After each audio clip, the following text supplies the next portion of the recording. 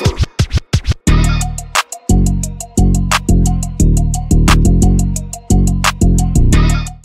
tout le monde, Alisha, hey, up in here.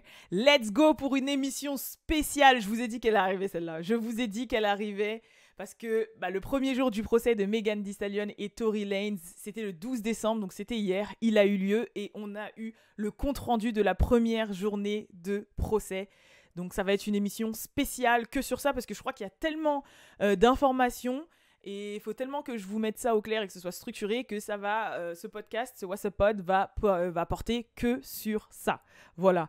Je sais pas si vous entendez, parce qu'il y a des jardiniers à l'extérieur, là, en ce moment même, qui font de la jardinerie. Mais techniquement, je vous parle à travers un micro, donc vous n'êtes pas censé entendre les bruits en arrière-plan. Et si c'est le cas, ça doit être très très bas. Sinon, je retournerai cette vidéo. Mais je pense que ça va aller. En tout cas, comme d'habitude, merci pour l'amour que vous apportez au WhatsApp Pod, vraiment. C'est votre rendez-vous du lundi au vendredi, tous les soirs à 20h sur YouTube, pour les gens qui me regardent. Et pour ceux qui m'écoutent seulement sur les plateformes de streaming, c'est même disponible un peu avant. Voilà, ça peut être disponible 1 heure avant, 30 minutes, 2 heures avant. Donc, et je vois que les avis positifs continuent de tomber. Donc, merci infiniment pour les personnes qui mettent des 5 étoiles et qui me permettent vraiment de développer ce projet. Donc, voilà. Merci beaucoup. Bref, c'est parti pour le sujet. J'espère que je commence pas à vous faire de l'ASMR avec ma salive, là. C'est parti pour le sujet. Le premier jour du procès de Megan Thee Stallion et Tory Lanez. Alors, déjà, je vais vous rappeler les faits, parce qu'on ne va pas rentrer directement en mode alors bon, j'espère que vous vous rappelez l'histoire et bim, je vous prends en cours de chemin. Je pense que c'est important quand même de rappeler les faits de manière simple et concise, même pour les personnes qui écoutent ou regardent cette vidéo et qui n'ont pas trop suivi, tu vois. Donc, les faits remontent au 20 août 2020. Megan a accusé Tory Lanez de lui avoir tiré dessus, en l'occurrence dans les pieds. Et donc, Tory est accusé et il a inquiété de 3 charges en tout. Donc, je les ai notées. Donc, il a utilisation d'une arme à feu avec extrême négligence. Donc, ça, c'est la 3e charge qui a été rajoutée il y a pas si longtemps que ça. Sinon, les 2 premières, c'était agression avec une arme à feu semi-automatique et détention d'une arme semi-automatique non enregistrée dans un véhicule. Faut savoir que l'agression se serait passée après une soirée passée chez Kylie Jenner, genre une pool party, et que depuis 2 ans, ça c'est vraiment... en gros, que depuis 2 ans, on a je sais pas combien de 1000 versions qui tombent, entre Tory qui s'exprime mais qui se défend à moitié, entre Megan qui accuse Tory et qui arrive avec des preuves qui à chaque fois sont réfutées. Franchement, même sur... En fait, il y a des zones d'ombre partout, il y a eu 36 000 versions partout, que ce soit sur les raisons de la dispute. Une fois, c'est Tory qui a géré Kylie devant Megan, donc par jalousie, elle a explosé. Une autre fois, c'est Megan qui a trahi sa pote parce qu'elle a couché avec Tory dans son dos, donc du coup, elle et sa pote se sont battus. L'autre fois, c'est ils sont tous bourrés. Ils étaient bourrés, pas bourrés. Kylie, elle est dedans, pas dedans. Enfin, voilà. Il y a aussi, en gros, la manière dont ça s'est passé. Est-ce que quand Megan, ça s'est passé, elle était de dos, elle est pas de dos. Une fois, elle dit qu'elle a pas couché avec Tory. Au final, Tory dit bah si, j'ai couché avec toi. Elle, après, elle le dit dans une interview avec Gayle King sur la télé nationale aux US que non, elle a jamais couché. Enfin bref, franchement, il n'y a jamais eu de termes concrets qui sont sortis. Même dans la voiture, ils sont supposés être 4. Au final, la 4e personne, elle parle pas. Enfin, on comprend rien. Voilà, clairement, c'était ça pendant ces plus de 2 ans maintenant. C'est que ça. Donc, si jamais vous voulez avoir vraiment plus de détails sur le résumé que je viens de vous faire, il y a plein de vidéos que j'ai fait à propos du sujet. Je crois qu'il y en a au moins, si je dis pas plus de 5, c'est sûr, sur la chaîne What's Up Girls. Donc, vous avez juste à taper What's Up Girls, Tory Lanez ou Megan Thee Stallion. Il y a tout qui va remonter. Vous les regardez par ordre chronologique et je pense que vous allez vous en sortir. Donc, c'est parti pour la suite. Comme je l'ai dit, hier, c'était enfin le premier jour du procès. Et je vais donc vous faire un peu un rapport. Donc si jamais je regarde un peu en bas, c'est parce que c'est là où j'ai noté plus ou moins toutes les informations qui sont liées au procès, parce que ok, je ne suis pas Annalise Keating, je ne suis pas dans Murder, les termes et les je sais pas quoi dans l'ordre de l'attaque et de la défense, I ain't no goddamn procureur, ok. Et puis, j'ai une mémoire, mais une mémoire comme ça, on va se calmer. Sachant que dans mon explication, je vais quand même simplifier les termes pour que tout le monde puisse comprendre. Parce que si on commence à utiliser des langages de tribunaux ici, hein, on va être perdu.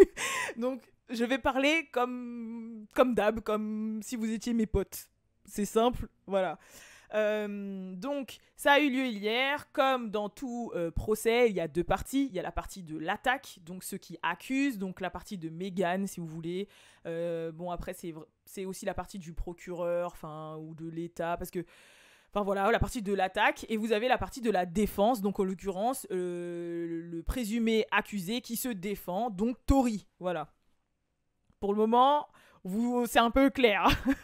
Et faut savoir que le procès est public, donc qu'il y a un public qui assiste à la séance. Et en l'occurrence, le public est rempli de journalistes qui, une fois à chaque pause et à chaque fin de journée, font des comptes rendus aux différents médias et sur leur propre page pour expliquer ce qui s'est passé. Donc vous avez certains journalistes qui font des comptes rendus via Twitter en direct, soit il y en a qui font des espèces de vidéos à chaque pause du procès pour pouvoir expliquer ce qui s'est passé, et il y en a qui font des comptes rendus de fin de journée, il y en a même qui sont interrogés, enfin voilà. Donc c'est un petit peu un mash-up là ce que je vais vous faire de toutes les informations que j'ai pu récolter par rapport à ça, que ce soit sur Twitter, que ce soit sur des journalistes qui ont fait des vidéos, que ce soit sur des interviews et autres. Donc du coup, j'espère que normalement j'ai rien oublié, et je pense que vous allez être surpris par ce qui en est ressorti.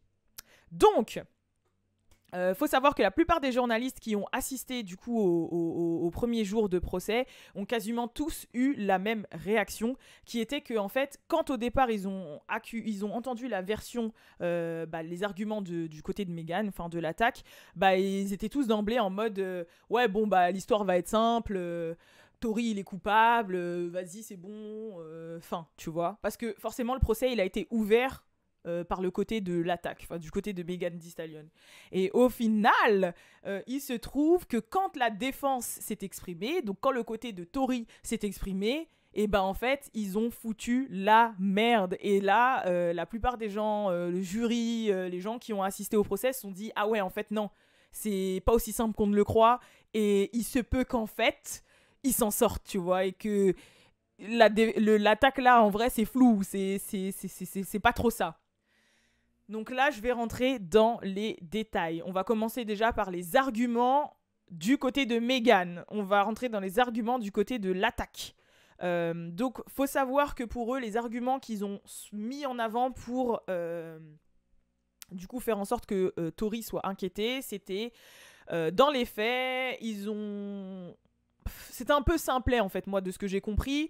C'est en mode, voilà, il y a une soirée, ils sont partis ensemble de la soirée, l'embrouille, il y a bien une embrouille qui a éclaté, et que la raison de cette embrouille, c'était que Meghan aurait taillé la musique de Tory, en fait. Elle aurait dit, ouais, qu'il était nul en musique, que ses musiques étaient nulles, que ses compétences de rappeur et de chanteur, ils étaient nuls.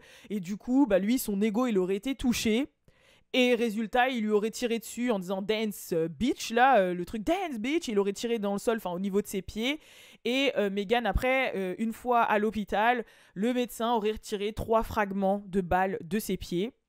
Faut savoir aussi que Kelsey, donc l'ancienne meilleure amie de Meghan, qui était aussi présente, devrait attester, donc là elle n'est pas encore passée, mais elle devrait attester que Tory a bien tiré sur Meg, parce qu'ils auraient aussi comme preuve qu'elle aurait envoyé un message le soir même de l'agression à quelqu'un, et ce message là disait « Oh là là, Tory a tiré sur Meg ». Donc ça, c'est une des preuves. Et ensuite, y a les fameux messages que Tory a envoyés à Meghan, que Meghan a partagé dans les médias. Donc je sais que je vous avais fait une vidéo là-dessus, où justement, dans les messages, il s'excusait, il disait qu'il était trop bourré, il s'excusait, etc. Mais rappelez-vous, dans les messages, en fait, on voyait qu'il s'excusait, il disait « Ouais, excuse-moi, j'étais trop bourré », mais il dit pas « Excuse-moi de t'avoir tiré dessus ». Il dit juste « Excuse-moi de mon comportement », mais il dit pas de m'avoir tiré dessus. Donc résultat, c'est vrai que les messages étaient un peu flous. Et maintenant, pour ce qui est de Kelsey qui devrait attester, bah on attend. Mais en tout cas, elle figure sur les témoins de l'attaque.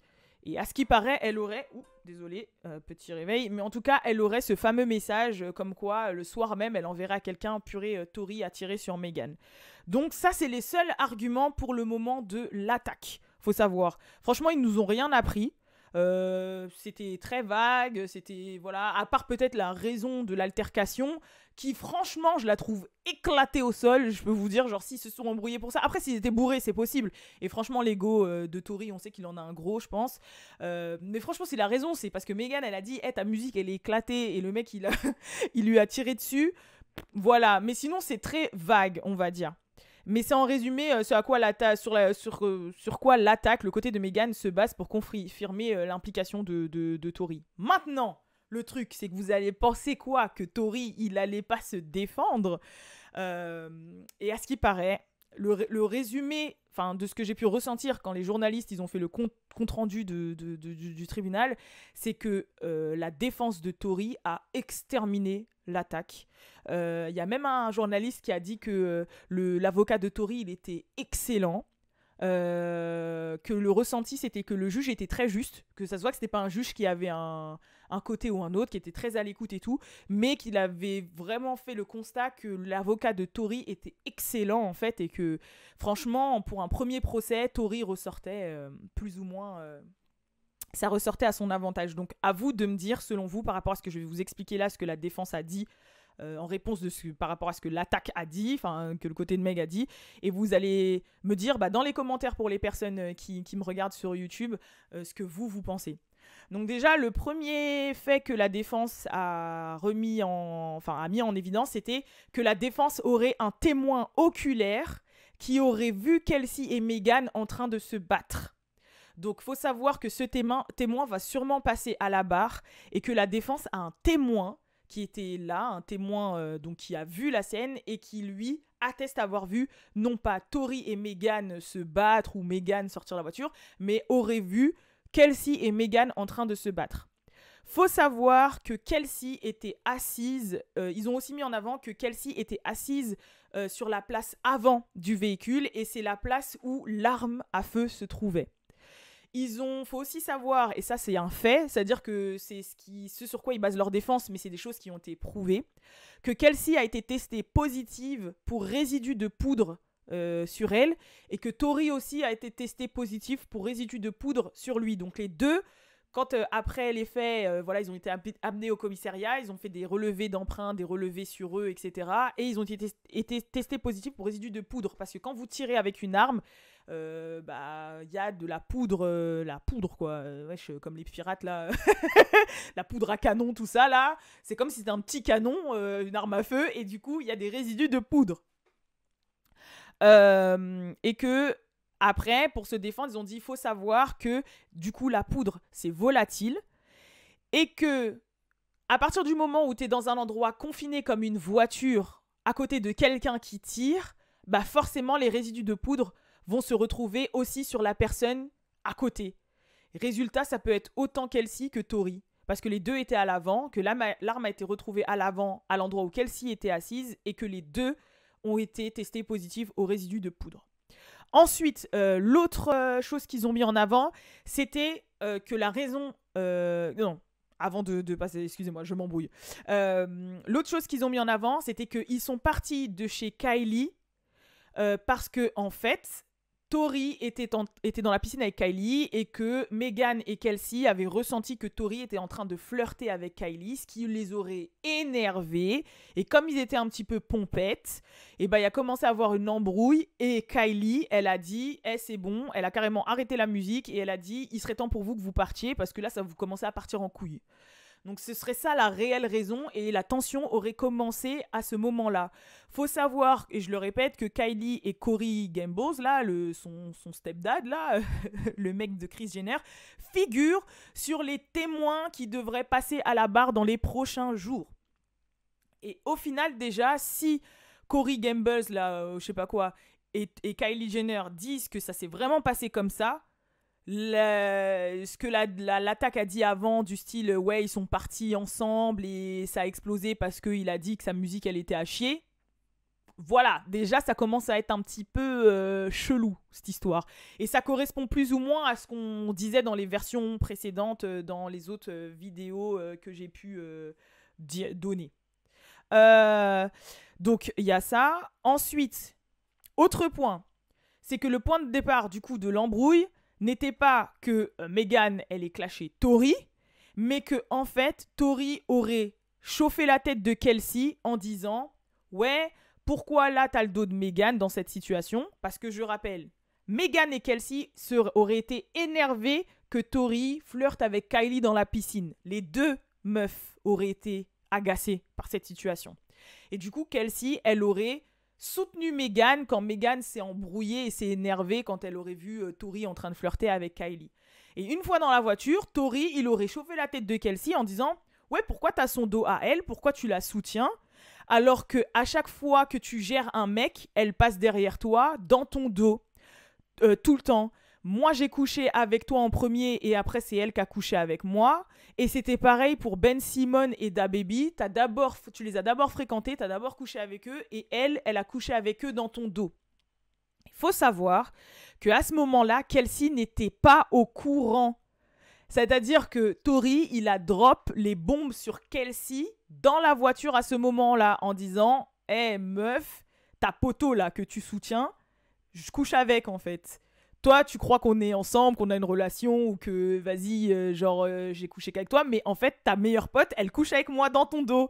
Et tes gars là que t'as eu aussi avant, avec qui t'as couché, elle a couché avec eux aussi dans ton dos. » Du coup, ça aurait forcément commencé à énerver Kelsey parce qu'elle aurait pas cru, genre en mode wesh meuf, t'es sérieux là, c'est vrai ce qu'il me dit et tout. Et au final, une embrouille aurait explosé entre Meghan et Kelsey. Du coup, résultat, ce serait la raison de l'embrouille. Faut savoir que au fur et à mesure que la défense parle, au fur et à mesure que Tori parle, que son avocat parle, etc., et que toutes ces bombes-là tombent, il y a un ou deux journalistes que j'ai vus qui a dit que dans la salle, eux et le jury, le public étaient choqués et que en fait la défense de Tori faisait que drop des bombes comme ça en fait, faisait que drop des trucs, que donner des détails qui changeaient un peu la donne en fait de la donne du procès et la donne des intentions de Tori, parce qu'il faut savoir que dans un procès, c'est pas que qui l'a fait. Pour donner une peine, il faut aussi prendre en compte l'intention. Pour vous donner un exemple, on va dire un père de famille qui va tuer l'agresseur, ça se dit? Oui, c'est ça, de sa fille, parce que je sais pas, y a un mec qui a agressé sa fille ou qui a tué sa fille. Si le père de famille se venge et agresse cet homme-là, ben forcément, vous vous dites bien que le jury ou le juge va être plus clément, même si le père de famille va être condamné.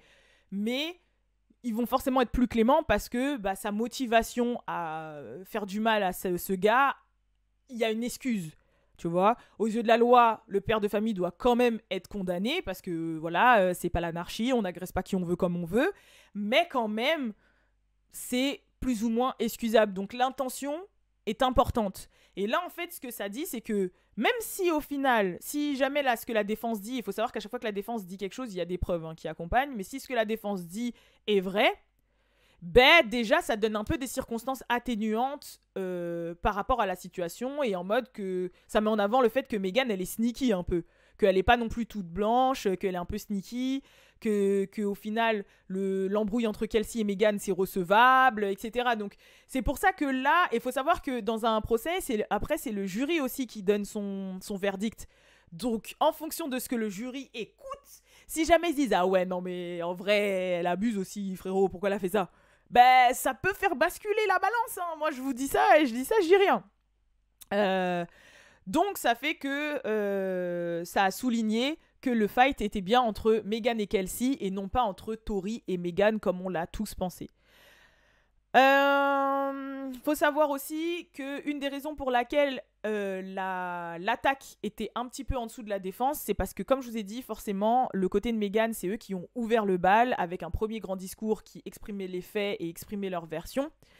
Et le problème, de ce que j'ai compris, c'est que le fait que ils ont omis plein de choses qui fait que quand la défense elle est passée derrière, bah ils étaient en avantage en fait parce qu'il y a plein de détails qu'ils ont mis en avant, etc. Ça, tout ce que je vous ai expliqué, ça s'est passé le matin. Maintenant, on va passer à l'après-midi. Donc, au niveau de l'après-midi, ce qui en est ressorti, c'est que bah, du coup, la défense de Tory a confirmé que leur ligne de défense, enfin, sur quoi ils vont vraiment s'appuyer pour innocenter Tory, c'est que Kelsey était la personne qui a tiré et que Tory, lui, voulait juste arrêter la bagarre. Donc, la ligne de défense pour Tory, c'est que c'est pas lui qui a tiré, c'est Kelsey. Et ça, on en avait aussi parlé dans une vidéo quand on a su qu'il y avait eu triplette ou doublette là au niveau de la relation et que Kelsey, bizarrement, elle parlait pas trop, alors qu'on aurait dit qu'elle avait le mort contre Meghan, mais qu'elle avait le mort aussi contre Tory, et que bah frérot, si t'as le mort contre les deux, pourquoi tu parles pas en fait? Pourquoi tu dis pas qui a tiré sur qui? Parce que dans tous les cas, t'as le mort contre les deux. Bah là maintenant, si c'est vraiment elle qui a tiré, bah on comprend pourquoi elle a pas parlé en fait, parce que c'est elle qui a tiré. Tu vois, c'est elle qui a tiré. Et les deux, pourquoi ils ont pas balance que c'était elle? Parce que, un, elle n'était pas dans les embrouilles quand les deux se tiraient dessus, là, sur les réseaux sociaux. Et deux, parce qu'ils savent qu'ils sont en tort. C'est les deux qui ont couché ensemble dans le dos à la meuf, en fait. Tu vois ce que je veux dire? Donc, ils vont pas, en plus, l'enterrer. Et moi, j'ai trouvé ça super logique. Franchement, quand j'ai lu ça, je me suis dit, bah ouais, bah, techniquement, c'est logique, tu vois. Enfin, bref. Faut savoir que l'attaque a pris en témoin à la barre le premier agent de police arrivé sur les lieux. Donc quand je vous le dis encore, l'attaque c'est le côté de Meghan. Dans l'après-midi, ils ont appelé à la barre un premier témoin qui était le premier agent de police arrivé sur les lieux au moment du shooting. Mais le problème c'est que donc ils ont commencé à lui poser des questions qui allaient dans leur sens. Le problème c'est que juste après, forcément, c'est comme dans les films en fait, les procès. C'est-à-dire que là, l'attaque a interrogé ce premier témoin.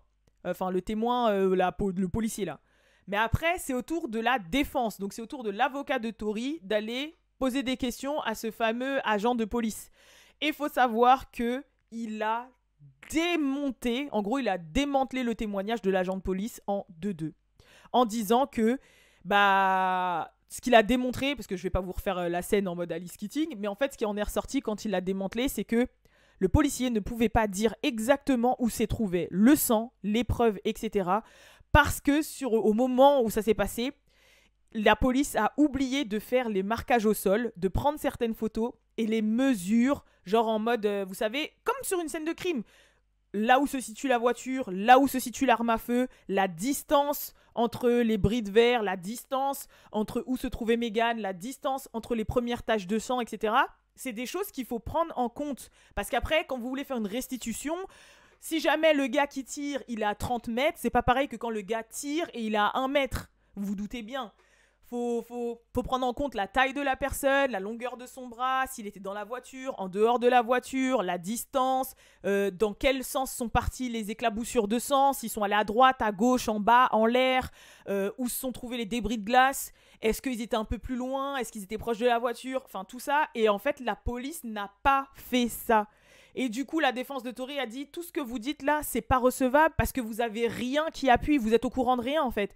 Vous avez pas pris les mesures, vous avez pas fait les marqueurs, rien, vous nous dites rien en fait. Résultat, c'est pas recevable parce que on sait pas. Si le sang il est à gauche au lieu d'aller à droite et que bah le mec que je défends il était à gauche, bah c'est pas possible en fait. Ça peut pas être lui qui est tiré parce que ça va pas dans le sens. Mais le problème c'est que la police est incapable de prouver parce que la police n'a pas fait les choses qu'il fallait. Et du coup, ça fait que il pouvait rien dire et l'avocat de Tory aurait dézingué déjà le témoin de la police, le policier, et ça fait que c'était pas spécialement recevable. Et ensuite, ça s'est fini sur ce premier jour en disant que le côté de Meghan Thee Stallion a dit qu'ils avaient un enregistrement de l'appel que Tory a passé en garde à vue. Parce que vous savez, forcément, comme je vous ai dit, c'est comme dans les films. Hein. En France aussi, c'est comme ça. Quand vous allez en garde à vue, vous avez le droit de passer un coup de fil. Ce coup de fil, il est enregistré. De toute façon, ils vous le disent. À partir du moment où vous êtes sur écoute et tout, là, tout ce que vous allez dire ou confesser, ça peut être retourné contre vous. Du coup, Tory, quand il est arrivé en garde à vue, la première personne qu'il a appelée, c'est Kelsey. Et il y a cet enregistrement, forcément, l'appel a été enregistré. Et dans cet enregistrement, il se trouve que Tory s'excusait à Kelsey. Il s'excuserait, mais de quoi ? On sait toujours pas. Mais en gros, il s'excuserait. Voilà. Et le problème, c'est que l'attaque de Meghan dit ouais, que dans l'appel, il s'excuserait et il dirait bien qu'il a bien tiré et il présente ses excuses, etc. Mais le truc, c'est que la défense de Tory, encore une fois, a dit que dans l'appel, quand on écoute bien, c'est juste il s'excuse, mais il s'excuse pas d'avoir tiré. Et qu'ils peuvent pas prouver de quoi il s'excusait, en fait. Et que, en réalité, et Tory, lui, il a dit, moi, en fait, dans l'appel, je m'excuse pas d'avoir tiré, je m'excuse d'avoir foutu le bordel, je m'excuse d'avoir balancé d'avoir couché avec Meghan dans le dos de Kelsey, je m'excuse d'avoir balancé tout ce que j'ai balancé et d'avoir fait ce que j'ai fait, en fait. Mais pas d'avoir tiré sur Meghan. Et du coup, c'est sur ça que c'est fini le procès. C'est pour ça qu'il y a cette fameuse vidéo de Tory Lanez en train de sortir du procès tout sourire. Parce que si on se base déjà sur cette première journée, il a l'avantage. Voilà, il a l'avantage. Pour le moment, le côté de l'attaque n'a pas présenté de choses probantes de ouf qui prouvent que c'est bien lui qui a tiré. Et c'est plus la défense qui a mis en avant des choses qui prouvent que Tory n'a pas tiré. Et comme je vous ai dit, eux, leur ligne de défense, c'est Kelsey. Hein. C'est en mode, non, c'est pas lui, c'est Kelsey. Elle a la poudre, elle était à l'endroit où il y avait l'arme, elle a une raison pour tirer sur Meghan. Et voilà. Mais comme je vous ai dit, on n'est pas à l'abri d'un retournement de situation parce que Kelsey n'a pas été à la barre. Je le répète, Kelsey ne s'est pas exprimé encore. Il y a Kylie Jenner et Corey Gambos qui se sont pas exprimés. Il n'y a pas encore ce quatrième individu dans la voiture, le garde du corps ou je sais pas quoi, qui s'est exprimé. Il y a encore plein de tenants et d'aboutissants à traiter. Mais en tout cas, voilà, c'était le premier compte-rendu de la première journée de procès entre Megan Thee Stallion et Tory Lanez. Donc j'espère que j'ai été claire. J'ai essayé d'être le plus clair possible. À chaque fois qu'il y aura un compte rendu comme ça, j'essaierai de vous le faire. Et bien évidemment, restez connectés pour la suite. Et on se donne rendez-vous pour le prochain WhatsApp Pod. Le prochain WhatsApp Pod, je sais pas s'il va tourner autour du procès, mais parce qu'il y a vraiment d'autres sujets. Là, j'ai vu que Didi, au final, il a encore une autre meuf, que au final, on connaît maintenant l'identité de sa nouvelle baby mama. Il y a aussi Young Miami qui a encore craqué sur Twitter, et elle s'embrouille avec Academix. Il y a Cardi B, il y a des... Comment ça s'appelle déjà ? Des références track d'elle qui sont sorties, elle s'est défendue, elle a dit que c'était des fausses, enfin bref. Il y a pas mal de choses qui sont passées. De toute façon, je vous ai dit, c'est trop bizarre, mais autant il y a des fois, il se passe rien, mais quand il se passe trop. Et c'est difficile de se tenir au courant de tout, but your girl is here for that, ok? Donc voilà, bref, en tout cas, je vous fais de gros bisous et je vous dis à la prochaine pour le prochain WhatsApp Pod. Peace!